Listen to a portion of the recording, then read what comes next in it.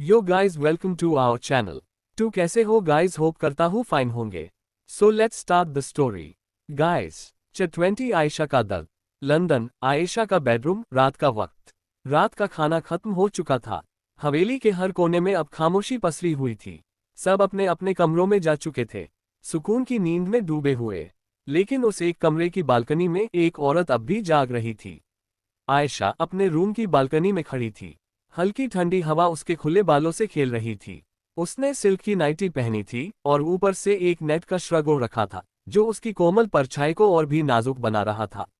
Balcony की railing पर हल्का झुककर वह दूर अंधेरे में कुछ देख रही थी। पर वो कुछ क्या था, कोई नहीं जानता था। शायद अतीत की परछाइयां, शायद कुछ अधूरी यादें। उसकी गहरी काली आंखों में धीरे धीरे नमी तैरने लगी। होंठ हिले और एक धीमी टूटी सी आवाज हवा में बिखर गई। उसे जिंदगी में भी मैं अकेली थी। उसे दुनिया में भी मैं अकेली थी। इस दुनिया में आकर मेरी कमी को, मेरे वजूद को पूरा किया है सिर्फ मेरे दोनों बच्चों ने। उसे दुनिया में मैं अकेले होकर भी खुद को बहुत बिजी समझती थी। लेकिन असली परिवार का मतलब नहीं पता था। यहाँ आकर मुझे असली परिवार का मतलब पता चला है। उसके लफ्जों के साथ ही आंखों से दो आंसू बह निकले, पर चेहरे पर कोई शिकवा नहीं था। सिर्फ एक सुकून था कि अब वो अकेली नहीं है। योजक चिन्ह। आयशा की बालकनी। रात का सन्नाटा। हल्की हवा अब और भी ठंडी लगने लगी थी, जैसे आसमान भी उसकी हालत समझ रहा हो। आयशा की आंखें अब भी अंधेरे में खोई थीं। कुछ पल यूं ही खामोश खड़ी रही, जैसे किसी जवाब का इंतजार हो। मगर फिर उसकी हल्की भीगी आवाज फिर हवा में घुल गई। वाकई आयशा के साथ बहुत बुरा हुआ है।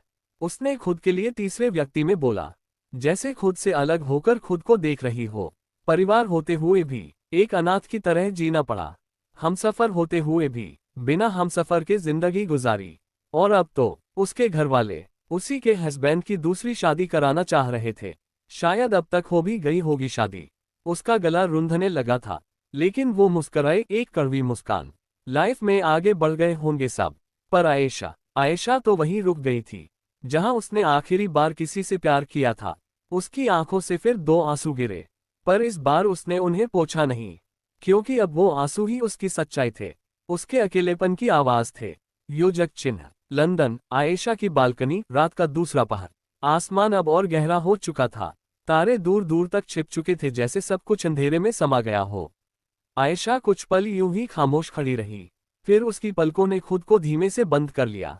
उसने एक गहरी सांस ली, जैसे अपने सीने में भरे हुए तूफान को रोकने की आखिरी कोशिश कर रही हो। और जब उसने दोबारा अपनी आंखें खोली, तो उनमें वो मासूमियत नहीं थी, बल्कि एक अजीब सी सर्दी थी और हल्का सा सख्तपन।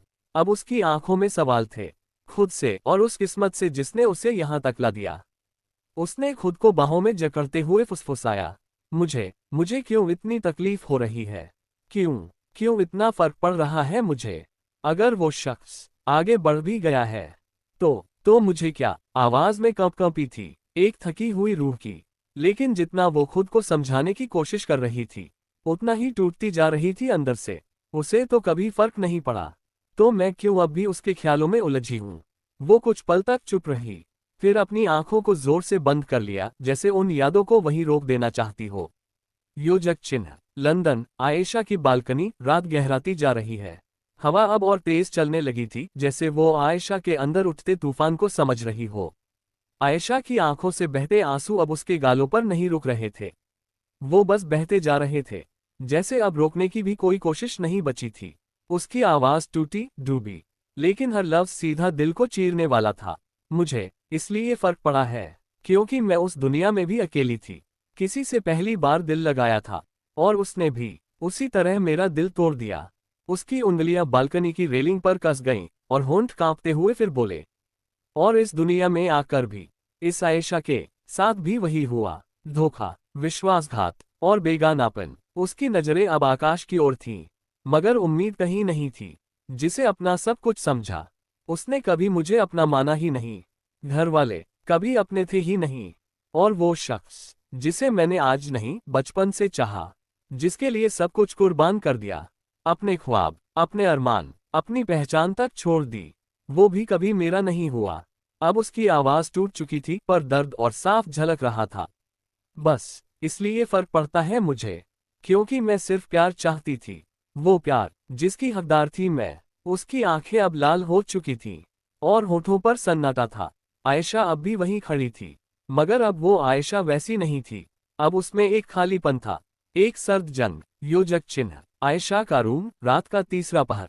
मुझे इस आयशा का दर्द महसूस हो रहा है, आयशा ने खुद से कहा। एक गहरी सांस ली और फिर जैसे ही वो कुछ और सोचने लगी, अचानक अंदर से दो मासूम सी आवाजें आईं। आ हा। वो रोने की धीमी टूटती हुई सी आवाजें थीं, मफिन और कपकेक की। आयशा एक पल में चौंकी। उसकी आंखों में दर्द की जगह अब ममता उतर आई थी। वो तुरंत पलटी, अपने आंसू पोंछती हुई अंदर दौड़ी। जैसे ही कमरे में पहुंची, उसने देखा क्रेडल में उसके दोनों नन्हे फरिश्ते आंखें मसलते हुए रो रहे थे। मफिन की छोटी सी उंगलियां हवा में मम्मा को ढूंढ रही थीं और कपकेक अपनी नन्ही मुट्ठी से चादर को पकड़कर खींच रहा था। आयशा का दिल एक पल को और टूट गया, लेकिन इस बार दर्द नहीं, सिर्फ ममता छलकी। वो झुककर दोनों को बाहों में समेट लेती है। बस मेरे बच्चों, मम्मा आ गई। उसकी आवाज में अब सुकून था, नरमी थी, जैसे मां बनने का एहसास हर दर्द पर मरहम रख देता है। वो दोनों को प्यार से चूमती है, धीरे धीरे गोद में उठाकर बेड पर बैठ जाती है और एक एक कर दोनों को दूध पिलाने लगती है। उन मासूम आंखों ने अब मम्मा को देखकर रोना बंद कर दिया था। उनके चेहरे पर सुकून था और आयशा की आंखों में अब सिर्फ प्यार था, बेहद गहरा, निस्वार्थ, माँ वाला प्यार। आयशा उनके बालों को सहलाते हुए धीमे से बुदबुदाई, मेरे मफिन, मेरे कपकेक, दुनिया में अगर कोई सच में मेरा है तो वो सिर्फ तुम दोनों हो। बाहर रात अभी भी अंधेरी थी, लेकिन उस कमरे में अब रोशनी थी, एक माँ के प्यार की। उसके दोनों बच्चे अपनी मामा को देखकर काफी खुश हो जाते हैं और उसकी गोद में जाने के लिए उसके पास आ जाते हैं। आयशा भी उन्हें देखकर मुस्कुराती है और उन्हें अपनी गोद में लेकर बेड की तरफ चली जाती है। बेड पर जाकर वह अपनी नाइटी को ऊपर करती है और दोनों को साथ में ही फीडिंग करने लगती है। दोनों बच्चे फीड इन कर लेते हैं और आयशा को अपनी छोटी छोटी आंखों से टुकुर टुकुर देखते रहते हैं। आयशा भी उन्हें देखकर मुस्कुराती है और थोड़ी देर उनका रूम में लेकर टहलती है और उसके बाद उसके दोनों बच्चे दोबारा सो जाते हैं। ये देखकर ऐसा गहरी सांस लेती है और उन दोनों को अपने साथ बेड पर लेटकर अच्छे से उन बच्चों के चारों तरफ ये लगती है और खुद भी उनके साथ अच्छे से एडजस्ट होकर सो जाती है। Daily routine. अगली सुबह, राजावत पैलेस। आयशा अपने डेली रूटीन को फॉलो करते हुए उठ जाती है सुबह के 5 बजे ही और उसी के साथ उसके कपकेक एंड मफिन भी उठ जाते हैं। कपकेक और मफिन की हमेशा की आदत थी कि वह आयशा के साथ उठ जाया करते थे और वह आयशा को परेशान तो नहीं करते थे, लेकिन वह अपनी माँ को एक्सरसाइज करते हुए देखते हैं और उसके बाद उनकी बेबी ऑयलिंग होती थी जो आयशा और कीर्ति जी साथ मिलकर करते थे। आयशा को तो अब आने लगी थी, वरना अनुप्रिया जी यानी कि दादी जी और कीर्ति जी दोनों बच्चों को संभालती थी और दोनों बच्चों को बेबी एक्सरसाइज एंड ऑयलिंग करके नहलाकर रेडी करती थी। आयशा आज भी अपने समय के हिसाब से उठ जाती है और अपने बच्चों को भी साथ में लेती है और एक सर्वेंट की हेल्प से बच्चों का बेबी ऑयलिंग का सारा सामान और कपड़े वगैरह लेकर वह बाहर गार्डन एरिया की तरफ चली जाती है। इस वक्त सुबह के 4:30 थे और धूप भी हल्की हल्की निकली थी और काफी खूबसूरत धूप थी और काफी खूबसूरत सुबह भी थी। गार्डन में आयशा आती है तो वहां कीर्ति जी और अनुप्रिया जी पहले से ही मौजूद थे। आयशा उन्हें देखकर गुड मॉर्निंग विश करती है और उनके गले लगाती है। अनुप्रिया जी और कीर्ति जी भी उससे गले लगा लेती है खुशी से और उसके बाद आयशा पहले दादी जी और अपनी मम्मी के साथ मिलकर थोड़ी बहुत एक्सरसाइज यानी कि योगा करती है और उन्हें योगा के स्टेप बताती है। अनुप्रिया जी के घुटनों में काफी दर्द रहता था, यानी कि दादी जी के घुटनों में काफी दर्द रहता था और आयशा उनका बहुत ख्याल रखती थी। आयशा को भले ही आए हुए यहाँ 2 साल हुए हो, लेकिन ये राजावत फैमिली उसे अपनी फैमिली से बढ़कर भी लगती थी। उसने शुरुआत में कीर्ति जी को उस पर ममता भरा प्यार लुटाते हुए देखा था, इसलिए उसने भी सब कुछ भूलकर कीर्ति जी और करण जी को अपना मम्मी पापा मान लिया और करण जी और कीर्ति जी भी आयशा तो अपनी औलाद से बढ़कर प्यार करते हैं। अच्छा, थोड़ी देर में दादाजी यानी कि शोभित राजावत और कारण राजावत यानी कि आयशा के पापा जी भी वहां आ जाते हैं। इसी के साथ अंशी, अभियान और अमृता भी आ जाते हैं। अभियान और अमृता हस्बैंड वाइफ थे। उन दोनों की शादी को 3 साल हो चुका था, लेकिन इसी साल अमृता को भी बच्चे होने वाला था क्योंकि वह प्रेग्नेंट थी 7 महीने से और आयशा उसके साथ भी मिलकर हर एक योगा करती थी जो उसने अपनी प्रेगनेंसी के टाइम पर किए थे। अंशी वह तो सबसे बड़ी बच्ची थी और अपने मफिन और कपकेक के साथ मिलकर बहुत मस्ती किया करती थी। करण जी की तो जान थे मफिन कपकेक और दादाजी कपकेक और मफिन को बहुत प्यार करते थे। थोड़ी देर में सारी राजावत फैमिली गार्डन एरिया में मौजूद थी और सभी लोग आराम से बैठे हुए थे। बच्चों की बेबी ऑयलिंग एंड एक्सरसाइज हो रही थी जो कि दादी जी और कीर्ति जी मिलकर कर रहे थे और दोनों बच्चे आराम से सब कुछ बहुत अच्छे से एंजॉय कर रहे थे। बच्चों की ऑयलिंग हो चुकी थी और सभी लोग वहां पर एक मत बिछाकर बैठे हुए थे और सर्वेंट धीरे धीरे बच्चों की नहलाने के लिए सभी सामान लेकर आ रही थी। छोटे छोटे से बाथटब थे जो वही रखे हुए थे, उनमें पानी भरा हुआ था और मफिन और कप केक दोनों ही उससे बाथटब में बैठे हुए पानी से खेल रहे थे। आयशा अपने बच्चों को देखकर मुस्कुराती है और फिर अमृता को फ्रेश होने के लिए भेज देती है। हालांकि अमृता उससे बड़ी थी, लेकिन अमृता से आयशा का रिश्ता एक भाभी से बढ़कर एक बेस्ट फ्रेंड का था। अमृता ने हमेशा ही आयशा को एक बेस्ट फ्रेंड की तरह संभाला था। सिर्फ यही दोनों नहीं, इन दोनों के ग्रुप में एक और ऐड होती है, बहुत ही अंशी। अंशी और अमृता भले ही बड़ी थी आयशा से, लेकिन उन तीनों का रिश्ता एक सखी परम दोस्त से बढ़कर भी था। वह दोनों ही आयशा की हर एक दुख के साथी थी। बच्चे रेडी हो चुके थे। रेडी होने के बाद उन्होंने शावर भी ले लिया था। इस वक्त हमारी कपकेक में लाइट पिंक कलर की बेबी फ्रॉक पहना हुआ था और जिसमें फ्लावर की डिजाइन बनी हुई थी, और हम मफन ने एक ब्लैक एंड व्हाइट कलर का सिंपल सा टी शर्ट और T shirt and half pant पहना हुआ था। आयशा अभी अपने रूम में जाकर शावर लेती है और शावर लेने के बाद वह वार्डरोब की तरफ जाती है। वहां से उसने एक लाइट पर्पल कलर की साड़ी पहनी थी। वह बाहर आती है और अपने आप को आईने में देखकर मुस्कुराती है और उसके बाद वह नीचे की तरफ चली जाती है जहां इस वक्त परिवार के सभी सदस्य मौजूद थे। उनमें से एक कपल मौजूद नहीं था, वह थे अनिल जी और अनुष्का जी। थे आयशा की नई फैमिली मेंबर्स में चाचा चाची, वह दोनों इंडिया में थे। वही अभी तक सब कुछ नॉर्मल था, सब कुछ अच्छे से था। बच्चे नीचे लिविंग हॉल में जमीन पर बैठकर जो बड़ी से कालीन बिछी हुई थी उसे पर उन लोगों के खिलौने बिखरे हुए थे। वह मैफिन और कपकेक एक दूसरे के साथ खेल रहे थे। वही सभी बड़े डाइनिंग टेबल पर मौजूद है। दादाजी सभी को एक नज़र देखते हैं और फिर आयशा को देखते हुए अपनी बात कहते हैं। 2 दिन बाद आपको बेस्ट बिजनेस वूमेन का अवार्ड मिलने वाला है, तो आप मुंबई जा रहे हैं। आयशा जो ब्रेकफास्ट कर रही थी उसके हाथ रुक जाते हैं। वह अपनी नज़र उठाकर दादाजी की तरफ देखकर अपना सर हिला देती है, तो वही दादाजी आयशा का रिएक्शन देखकर गहरी सांस लेते हैं और फिर सभी घर वालों को देखते हुए कहते हैं, तो ठीक है, सब लोग अपनी तैयारी कर लीजिए। अब हम लोग वहीं मुंबई में शिफ्ट होंगे और हमारा बिजनेस का एक ब्रांच वहां भी है, तो हम अब वहां से हर कंपनी को लीड करेंगे। दादाजी का फैसला सुनकर सभी की नजरें आयशा पार्टी की जाती है और वही ऐसा शांति से अपना ब्रेकफास्ट कर रही थी और ब्रेकफास्ट करते हुए वह बहुत अच्छे से महसूस कर रही थी कि सभी की नजरें उसे पर टिकी हुई है। ये देखकर वह गहरी सांस लेती है और फिर ब्रेकफास्ट करते हुए ही रहती है। दादाजी ने जो सोचा है अच्छा ही सोचा होगा, मुझे कोई एतराज नहीं है। मैं चलने के लिए तैयार हूँ और वहां रहने के लिए भी तैयार हूँ।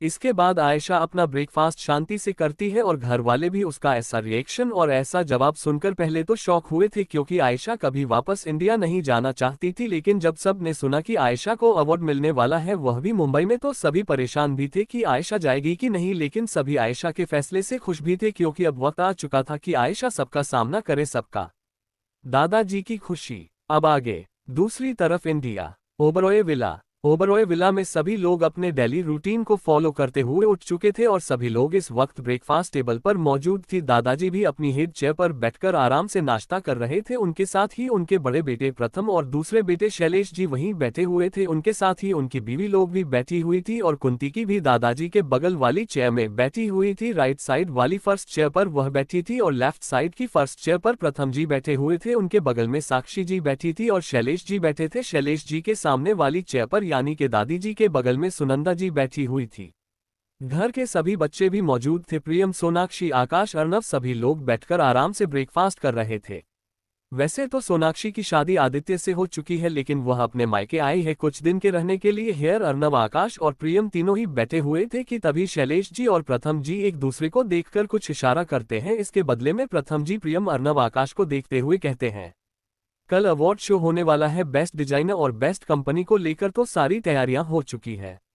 अर्नव और आकाश, प्रियम जो आराम से नाश्ता कर रहे थे, सर झुकाकर प्रथम जी की बात सुनकर उनकी नजरें प्रथम जी की तरफ चली जाती है। प्रियम, आकाश और अर्नव एक दूसरे को देखते हैं तो आकाश उनकी बातों का जवाब देते हुए कहता है, हाँ पापा, सब तैयारी हो चुकी है और सारे डिजाइनर भी रेडी है और मॉडल भी तैयार है, सब कुछ परफेक्ट है एकदम।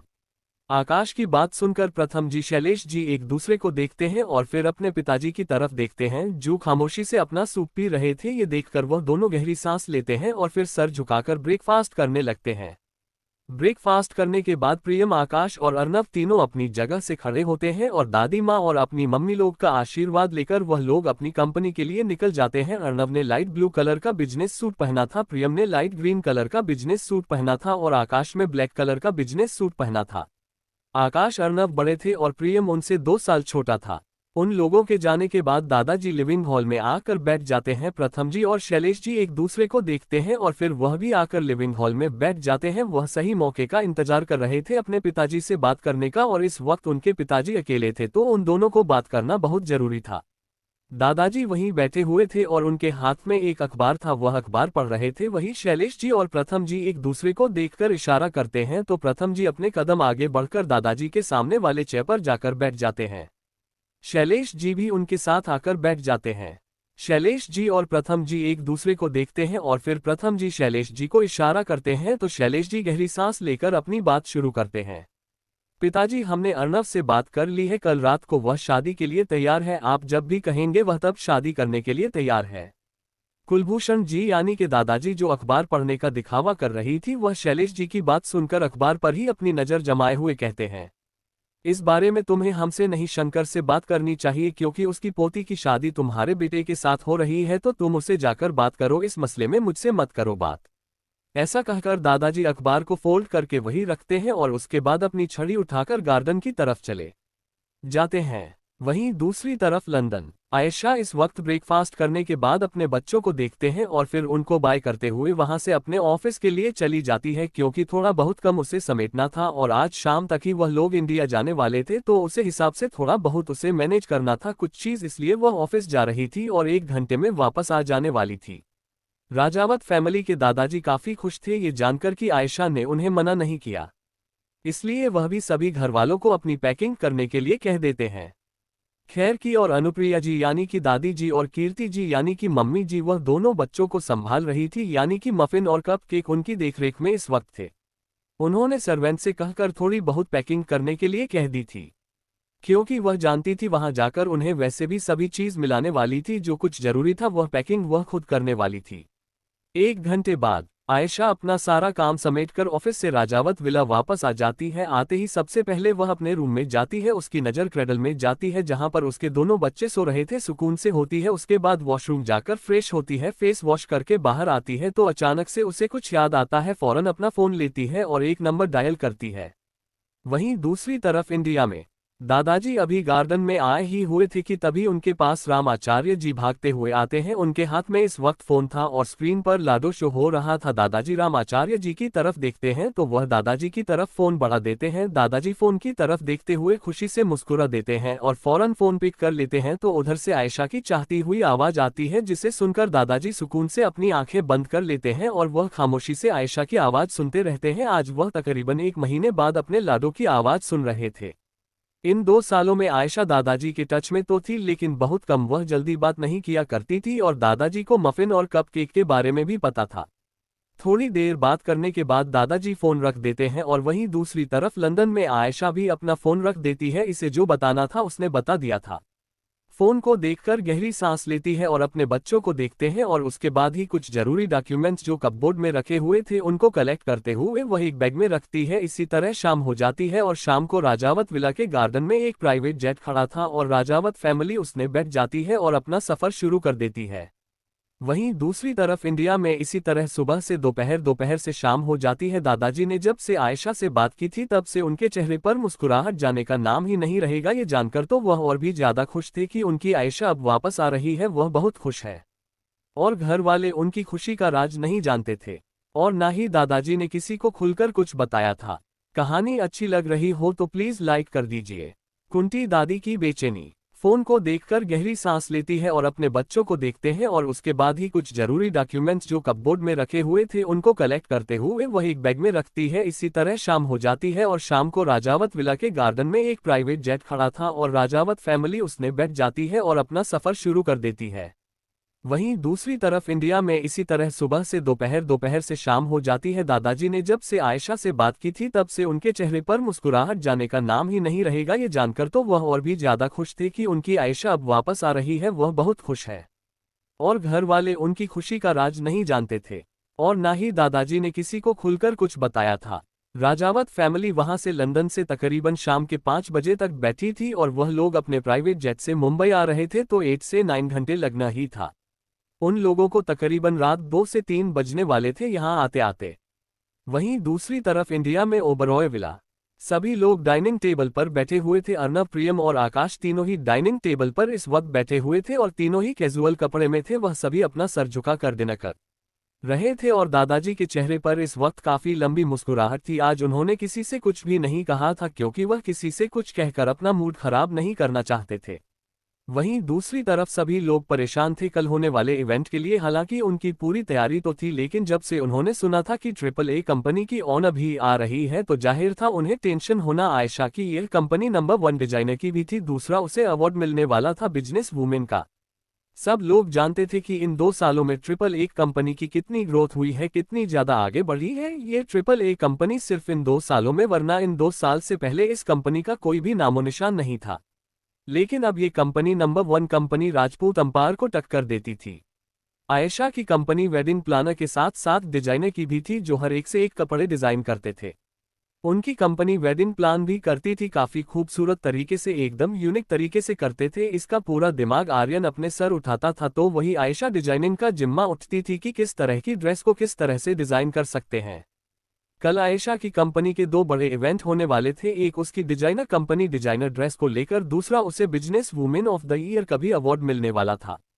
खैर, ओबरॉय फैमिली में सभी लोग अपना डिनर करके अपने रूम की तरफ चले जाते हैं। वही दादाजी भी अपनी रूम की तरफ चले जाते हैं, लेकिन कुंती जी का आज हाल बिल्कुल अलग था। न जाने क्यों आज उन्हें रह रहकर बहुत बेचैनी महसूस हो रही थी, बहुत ज्यादा बेचैनी महसूस हो रही थी। उन्हें ऐसा लग रहा था जैसे कुछ तो होने वाला है जो शायद अच्छा नहीं होगा, कुछ तो ऐसा होगा जो शायद किसी के लिए अच्छा नहीं होने वाला है। वह परेशानी में ठीक से डिनर भी नहीं कर पाए और अपने रूम में आकर वह बैठी हुई थी। अपने रूम में जब वह आती है तो उनकी नज़र उनके हस्बैंड पर जाती है जो काफी खुश थे। उन्हें खुश देखकर कुंती जी अपना मुंह बना लेती है और एक बार फिर से उन्हें गहरी चिंता सताने लगती है, क्योंकि उन्हें जब जब भी इस बात का एहसास होता था कि कुछ गलत होने वाला है तब बहुत कुछ बड़ा गलत होता था। खैर, अब सोने का वक्त हो चुका था, सभी लोग धीरे धीरे गहरी नींद की आगोश में डूब जाते हैं। वहीं दूसरी तरफ अरहान का पर्सनल विला। अरहान इस वक्त अपनी इस रूम में मौजूद था, जिस रूम में उसने आयशा की काफी सारी तस्वीर लगाई हुई थी। वह उन तस्वीरों को देखते हुए अपने हाथ में ली हुई सिगरेट को फूंक रहा था। उसके चेहरे के एक्सप्रेशन बिल्कुल ना के बराबर थे। वह बड़ी खामोशी के साथ एक तक आयशा की तस्वीरों को देख रहा था। आज सुबह से ही उसकी दिल की धड़कनें बड़ी बड़ी हुई थी, लेकिन हर बार की तरह वह इस बार भी अपने आप को संभाल लेता है। लेकिन शाम से उसे एक अलग सी बेचैनी महसूस हो रही थी। उससे रहकर ऐसा लग रहा था कि उसकी जान उसके करीब आ रही है।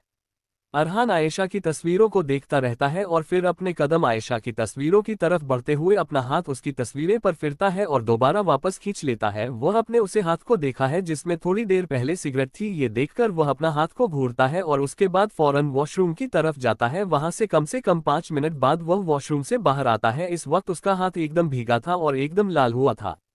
जैसी उसने अपने हाथों को बहुत खसखस के रगड़ हो, हाँ उसने रगड़ा ही था। उसने अभी जो थोड़ी देर पहले अपने हाथों में सिगरेट ली हुई थी वह उन हाथों को रगड़ रगड़ कर साफ कर रहा था, जैसे उन पर कुछ गंदगी लगी हुई हो। वह अपने हाथों पर जरा भी ध्यान नहीं देता क्योंकि बहुत ज्यादा रगड़ने की वजह से कई जगह स्क्रैचेस हो गए थे और उनमें से खून आ रहा था। वह अपनी चोट पर बिना ध्यान दिए अपने कदम दोबारा उसे फोटो की तरफ बढ़ता है और उसे फोटो को देखते हुए उससे पर अपनी फिंगर फिर आते हुए कहता है, माफ करना बीवी, गंदे हाथों से तुम्हें छू लिया। ऐसा कहकर वह कुछ पल रुकता है और दोबारा से अपने हाथ में उसकी फोटो फ्रेम लेकर उसे बालकनी की तरफ बढ़ जाता है। बालकनी में जाकर वह ठंडी हवाओं का एक झोंका उसके गालों को छूकर जाता है और वह उन हवाओं को महसूस करके आंखें बंद कर लेता है और उसके बाद आंखें खोलकर अपने हाथ में पड़ी उसे फोटो फ्रेम को देखते हुए कहता है, शाम से बड़ी बेचैनी महसूस हो रही है, मेरी दिल की धड़कनें बढ़ी हुई है, ऐसा लग रहा है कि जैसे तुम करीब आ रही हो। तो कैसी लगी आज का पार्ट गाइस, कमेंट में जरूर बताइएगा। Thanks for watching my friends, next episode come soon, like and review जरूर दीजिएगा। बाय।